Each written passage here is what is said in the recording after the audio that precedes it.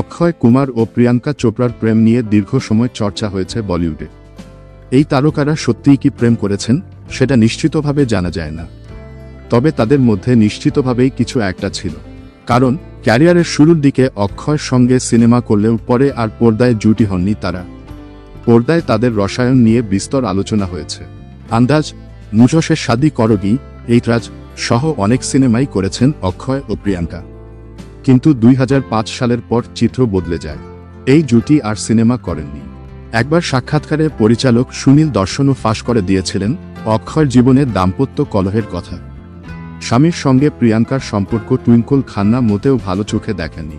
2005 সালে বরসাত ছবিতে প্রিয়াঙ্কা ও বিপাশার বিপরীতে অক্ষয়কেই বেছে নেন পরিচালক। প্রিয়াঙ্কার সঙ্গে একটি রোমান্টিক গানের ভিডিও শুটও করা হয়ে গিয়েছিল।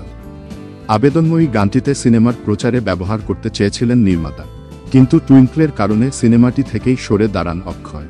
তার জায়গায় নায়ক হিসেবে আসেন ববি দেওল। পরিচালক সুনীল জানান, টুইঙ্কল পছন্দ করতেন না বলেই অক্ষয় এই সিদ্ধান্ত নেন।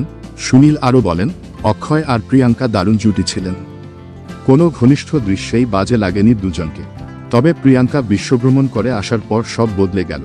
টুইঙ্কলের প্রতিবাদে অক্ষয় আর প্রিয়াঙ্কার একসঙ্গে কাজ করা বন্ধ হয়ে যায়। তখন গণমাধ্যমে দেওয়া সাক্ষাৎকারে পরিচালক দাবি করেছিলেন, ব্যক্তিগত কারণে এ ধরনের জুটি ভেঙে যাওয়া নির্মাতাদের পক্ষে দুর্ভাগ্যজনক। এর জন্য অনেক ভুগতে হয়েছে। পরে এক সাক্ষাৎকারে প্রিয়াঙ্কাকে প্রশ্ন করা হয় অক্ষয়ের সঙ্গে কেন আর সিনেমা করেননি তিনি।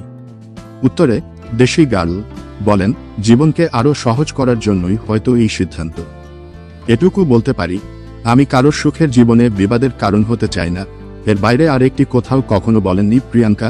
একই প্রশ্নের উত্তরে অক্ষয় বলেছিলেন, একেবারেই এমন কিছু নয়, প্রেম। প্রিয়াঙ্কার সঙ্গে 5টা ছবিতে অভিনয় করেছি। আমি যে ওর সঙ্গে ছবি করতে চাই না এমনটা কিন্তু নয়। রানী ছাড়া প্রায় সব নায়িকাদের সঙ্গেই অভিনয় করব। সুযোগ পেলে আবার প্রিয়াঙ্কার সঙ্গে কাজ করব।